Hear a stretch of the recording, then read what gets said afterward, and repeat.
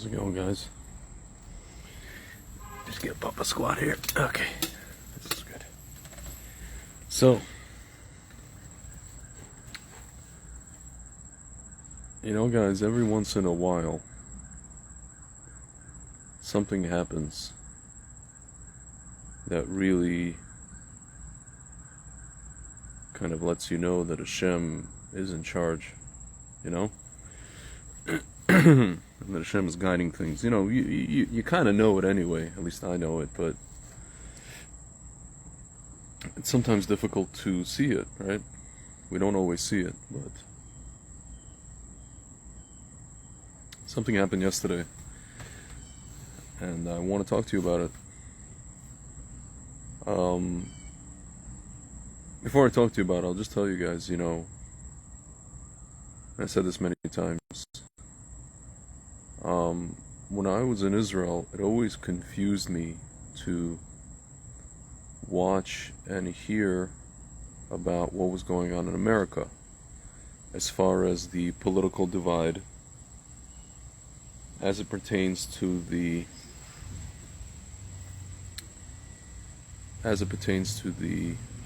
Shmovit issue, right?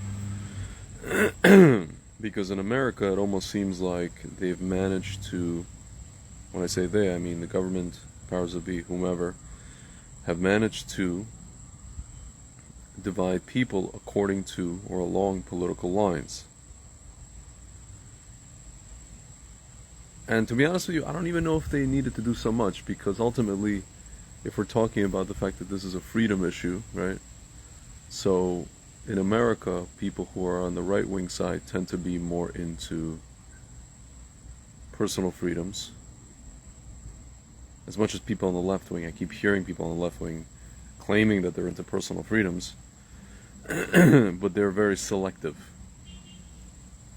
They're not into personal freedoms across the board. They're very selective. They'll say, well, this is a medical issue, so screw your freedoms in this case. But my friends, what you don't understand is that the people that, I'm speaking to my left-wing friends here in America, you don't understand that, this is the very issue that you should be fighting for your freedom more so than any other issue. Not your sexuality, not this, not that, not your shmushmorshins. This is the issue. Why? Because if they can take, in this particular case, they can take away all your freedoms. It's not just your reproductive rights or any other things. But anyway, guys, I digress. I'm not here to lecture American leftists.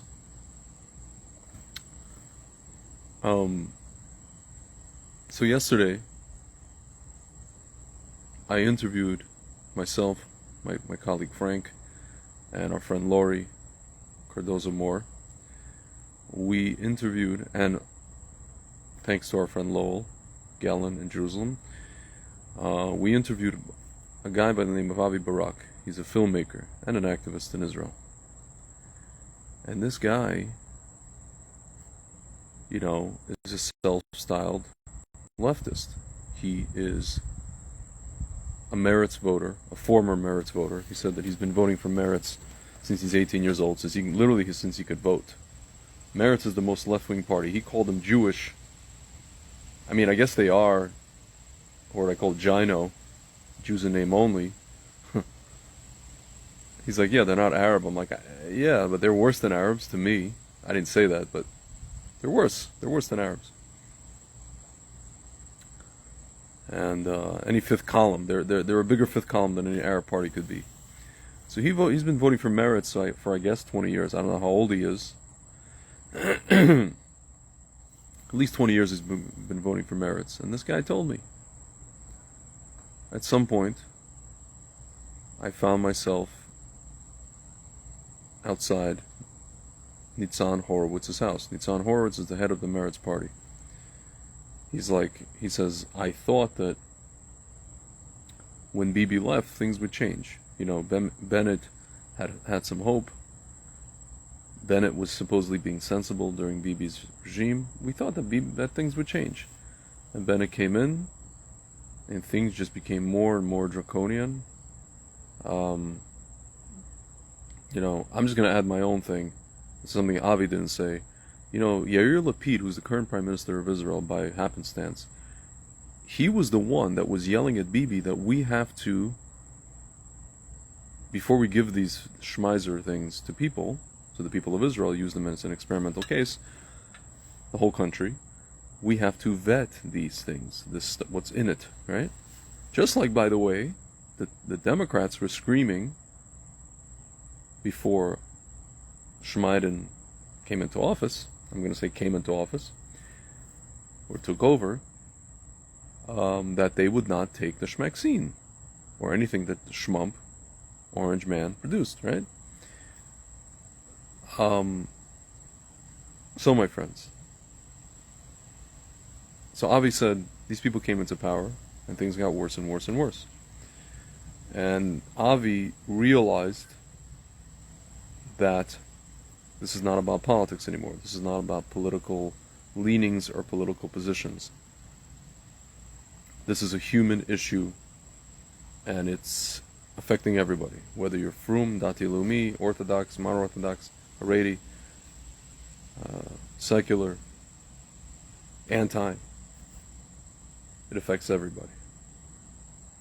And he mentioned how when he was at these protests, you know, Israel had its own convoy, just like Canada had a convoy. He said that he ran into a Haredi guy in his car, passing by in his car, who saw what was going on, and he taped him, and he said, and the Haredi guy said into the camera, you know, this is real Achdut, this is unity, this is what Am Israel is about, this is what Judaism is about. It's not about payas or kippas or, you know, Torah or mitzvot. Really, it's not. I mean, Torah or mitzvot you have to do. We have an obligation. Really, we have an obligation, but it's not what's at the core here. It's really not what's at the core. And it really took Avi for a loop in a good way. He said it really surprised him, and he said that, you know, he's also guilty of prejudging people by the way they look, or this or that and the other. I wanted to tell him, you know, that the same media who lies about Israeli media, who lies about Shmovid, is the same media that's been talking to you, Avi, about religious people. Just like conversely, I always want to tell my right-wing friends, whether they're in Israel and America, who are for this Schmeckzine, that the same people that lie to you about everything else, who you know lie to you about everything else, for some reason you believe them. I hate to go into Denzel Washington mode. You believe them about Shmovid. Ma? You know what I'm saying? You want to go home or you want to go jail?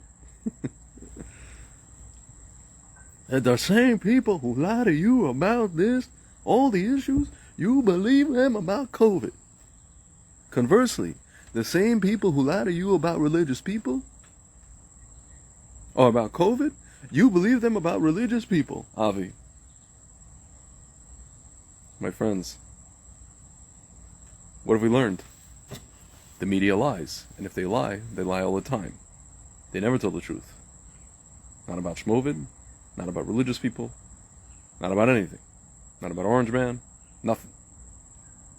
But the key to the whole equation is, guys, that we realize, with this conversation with my friend Avi made me realize that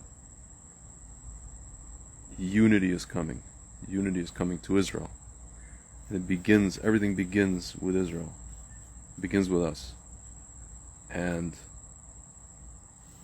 you know, right now we have an opportunity. You know, I realized from that conversation, because what happened in that conversation, we weren't just interviewing him and him telling us about his experiences. The whole discussion was an hour and a half. 1 hour of it was about the Israeli-Palestinian issue, which we didn't even plan on talking about. And which actually Avi brought up, which in retrospect, I'm glad he brought it up. I didn't want to bring it up, but I'm glad he brought it up. Because at the very end, I said, see, Avi, we just spent about an hour vehemently, fundamentally, at its core, you know, according to should I put this? Yesod. Everybody had their own yesod. Everybody had their own foundationally disagreed about this issue. But we were able to talk. Why were we able to talk?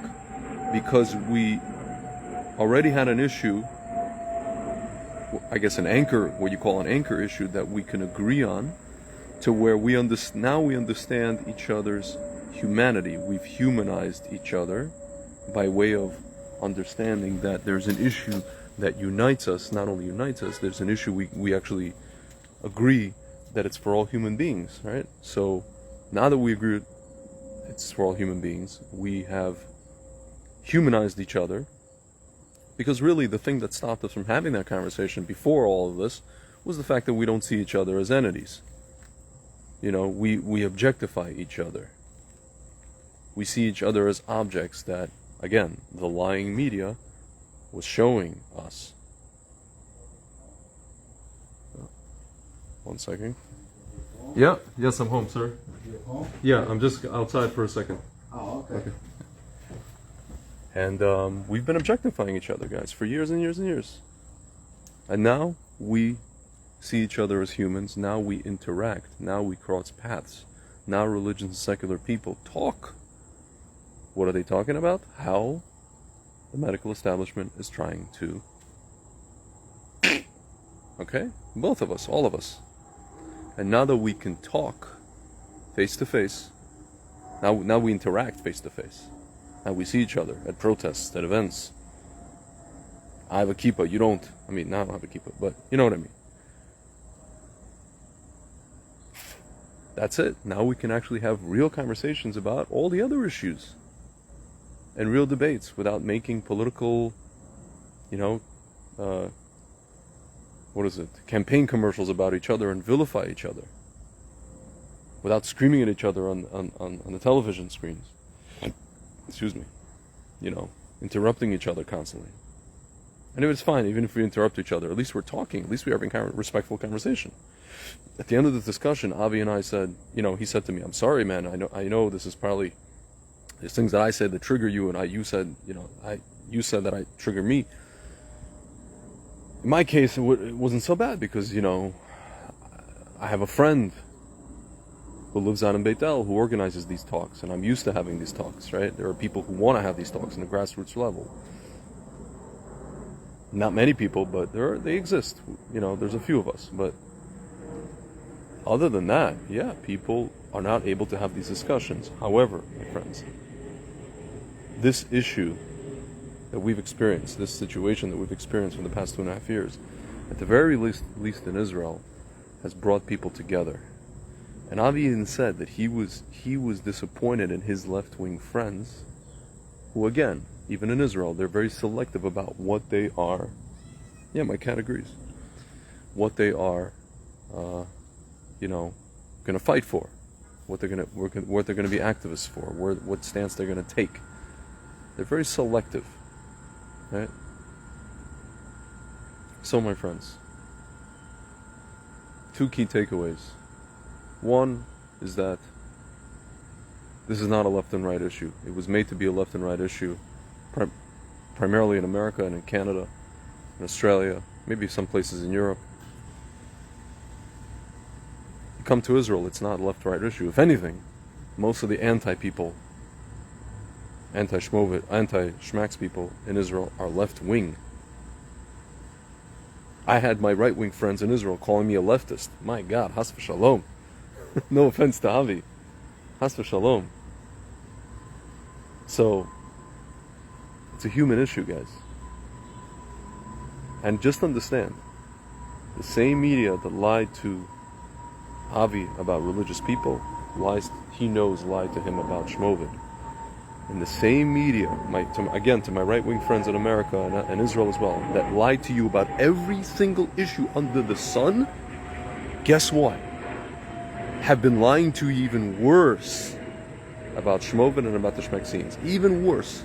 It was like their coming out party, their cherry on top, their penultimate pinnacle of all their lies, peak lying, like mind blown,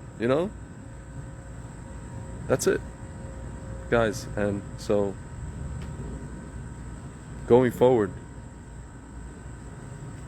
right now we have an opportunity. We have an opportunity to unite and basically break these narratives, because we're just operating under narratives. And B'ezrat Hashem, we're going to realize that all we have is each other and our humanity, and see each other as humans, and that's it. It was really an amazing discussion, guys. I'm going to post it here on the comment section, and I'll post a long video, the medium-sized video, the short video. You guys will see it, and you'll see how, to me it was amazing. Alright guys, I'll talk to you soon.